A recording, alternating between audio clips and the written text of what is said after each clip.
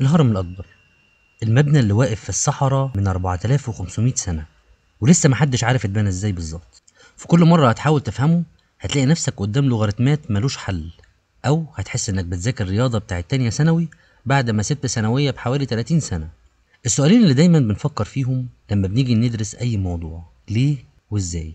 النهاردة بقى مش بس هنحكي قصة الهرم، هنفكك اللغز حتة حتة ونشوف هو ازاي بقى رمز للعظمة وللجنون في نفس الوقت. أهلا بيكم في حلقة جديدة من برنامج الفك المفتكس، ومعادنا النهاردة مع حرف جديد هو حرف الهاء، الهرم الأكبر. بفكركم تدعموا أخوكم الفك المفتكس باللايك والشير، ولو مش عامل سبسكرايب يا ريت تعمل سبسكرايب وتفعل الجرس عشان يوصلك كل جديد. المرجع الأساسي اللي بيلجأ ليه أي حد عايز يدرس حاجة معينة أو يعرف معلومة عن قدماء المصريين هو علم المصريات. وطبعا من حق كل واحد فينا يحس بالفخر، لأن في علم مخصوص اسمه علم المصريات لدراسة أجدادنا. العقل والمنطق بيقولوا إن العلوم الحديثة زي الطب والهندسة والتكنولوجيا وخلافه بيبقى فيها جديد كل يوم، والعلوم القديمة بتبقى قتلت بحثا وجابت آخرها لأنها بتبقى تراث وتاريخ اتهرى بقاله سنين طويلة. لكن علم المصريات مختلف جذريا، لأن جعبته ما زالت مليانة على الآخر، واللي ما نعرفوش عن القدماء المصريين أكتر بكتير من اللي توصلنا إليه، وده بيخلي العلم ده متجدد وما بينتهيش. السؤالين اللي قلنا عليهم ليه وازاي. ليه اتبنى الأهرامات؟ هنا بقى عندنا شوية معلومات وتكهنات ممكن تصدمك. الإجابة الأولى مصدرها المعلومات التقليدية اللي بيرجحها أغلب أساتذة علم المصريات. أجدادنا القدماء كانوا بيؤمنوا بالبعث والخلود، اللي هي الحياة ما بعد الموت. عشان كده كانوا بيحنطوا جثث موتاهم وبيحطوا معاهم مقتنياتهم الثمينة وأدوات الاستعمال الشخصي. وكانت المقابر بتجهز تحت الأرض فيها غرفتين أو 3 ملحقين بغرفة الدفن، وحاجة بالشكل ده محتاجة مهندسين عشان يصمموها. وكانت المقبرة تحت الأرض دي ليها شاهد للقبر فوق الأرض على شكل مسطبة، وده اللي بيتكتب عليه بيانات المتوفي. الملك زوسر بقى قرر يعمل حاجة مختلفة شوية، فجاب المهندس المعماري أمحوتب وطلب منه يعمل مقبرة بشكل أكثر فخامة وعبقرية. وهنا أمحوتب قام بتصميم وبناء هرم زوسر المدرج الشهير، ودي كانت النواة اللي بدأت معاها فكرة الهرم كشاهد لمقبرة الملك. لكن أهرامات الجيزة وبالذات الهرم الأكبر الموضوع وصل معاهم لمرحلة متقدمة جدا ومعقدة. الهرم الأكبر اتبنى في عهد الملك خوفو حوالي سنة 2560 قبل الميلاد. اسم خوفو الحقيقي هو خنوم خو إيفوي، وده معناه الإله خنوم يحميني. المؤرخ هيرودوت كتب إن خوفو حكم مصر 23 سنة. المصريين نفسهم كانوا شايفينه ملك قاسي، ومع ذلك هو اللي قرر يعمل أعظم مقبرة في التاريخ.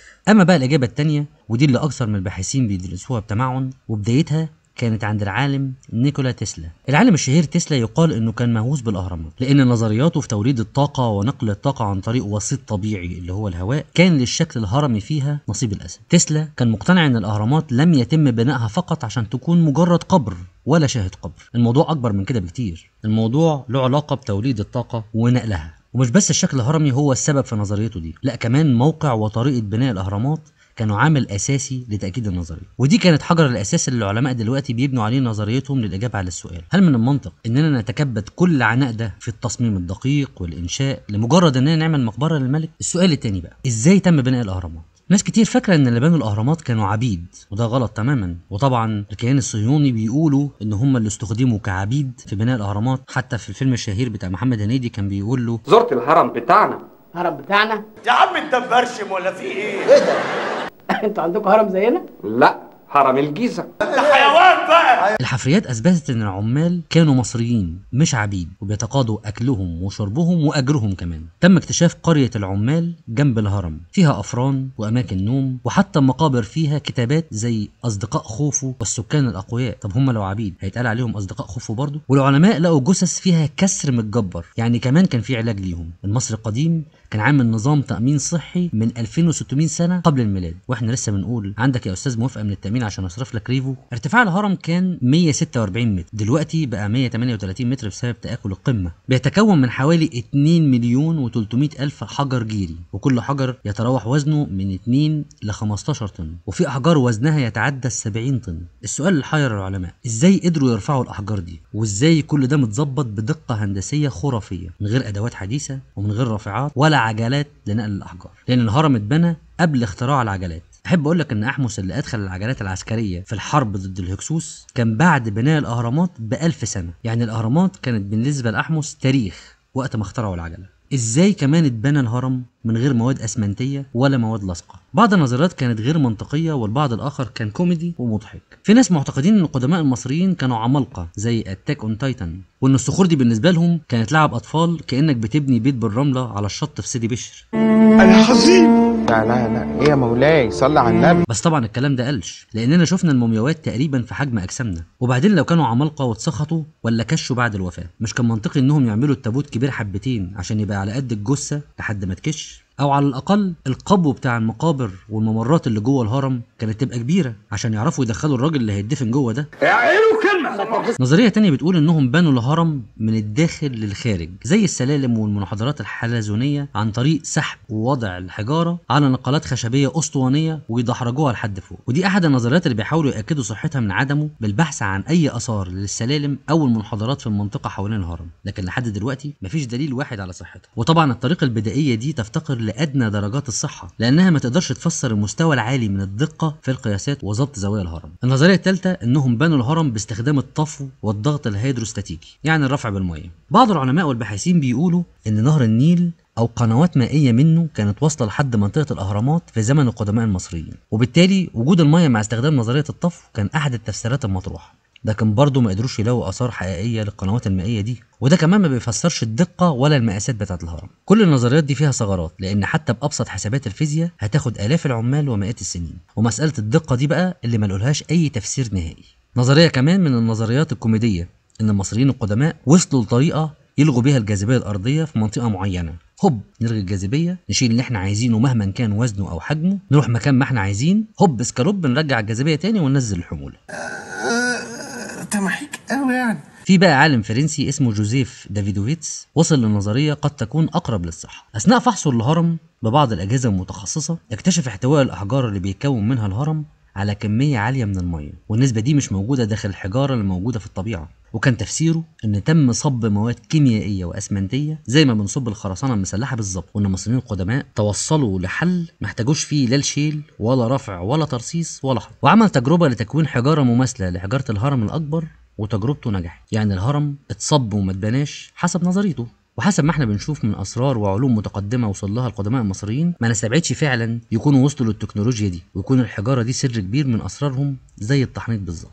وهنا بقى بيدخل الذكاء الاصطناعي على الخط. لما سألناه هل يمكن أن يكون الهرم الأكبر اتبنى باستخدام تكنولوجيا غير بشرية، كانت النتيجة صادمة. الذكاء الاصطناعي قال إن دقة المحاذاة الفلكية ونسبة الميل والاتجاهات الأربعة بتتجاوز قدرات أدوات العصر البرونزي. يعني مصر القديم كان بيشتغل مهندس مدني وهو لابس جلابية كتان بمستوى عالم في ناسا. الهرم الأكبر مش بس مبني صح، ده معمول بدقة حسابية خرافية. الارتفاع الأصلي مضروب في مليار يساوي المسافة بين الأرض والشمس. اتجاه الزوايا الأربعة مظبوط، والفروقات في المقاس لا تتعدى 4 سم. يعني اللي مصممه كان فاهم فلك وهندسة ومساحة أفضل من مهندسين العصر الحديث. ده غير إن شكل الهرم نفسه بيمنع الزلازل من هزه. جوه الهرم في 3 حجرات أساسية: حجرة الملكة، حجرة الملك، الممر الكبير. الحيطان مستقيمة كأنها متساوية بليزر، وفي فتحات صغيرة بتطلع لبره الهرم. ناس قالت إن دي مخارج للروح، وناس قالت للتهوية. وفي 2017 باستخدام الأشعة الكونية اكتشفوا فراغ ضخم فوق الممر الكبير، يمكن غرفة سرية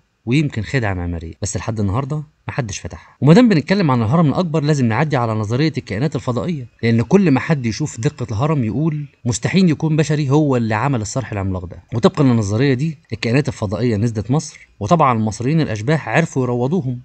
بص انت عملت ايه؟ بص يلا شم كده. نو. بس العلماء لقوا نقوش وأسماء فرق العمل وأدوات حجرية وأدلة قاطعة إن البنائين مصريين 100%.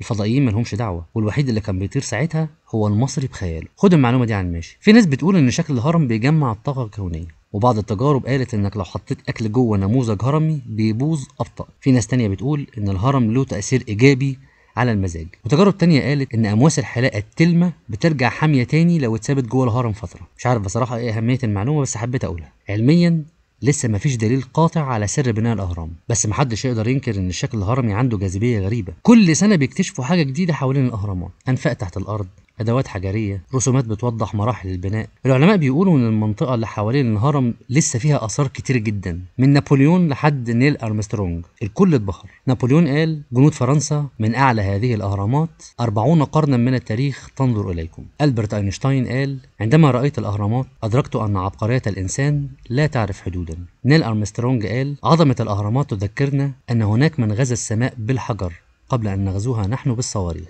نيكولا تسلا قال: لو فهمنا أسرار الهرم سنفهم سر الطاقة الكونية نفسها. الهرم الأكبر مش مجرد بناء، ده معدة حياة بين الإنسان والطموح. الهرم بيقولك كل يوم اعمل حاجة تفضل، بس مش عشان تشتهر، عشان التاريخ يفتكرك. مش لازم تبني هرم بالحجر، كفاية تبني فكرة، تبني حلم، أو تبني أثر. وبالنسبة بقى لأسرار بناء الهرم هنقدر نوصلها في يوم من الأيام، بس لما نعرف نخلي الذكاء الاصطناعي يفكر زي القدماء المصريين. لو عجبتك الحلقة اعمل لايك، ولو ما عجبتكش اعمل برضو. بس كده. كان معكم الفك المفتكس أحمد مجدي.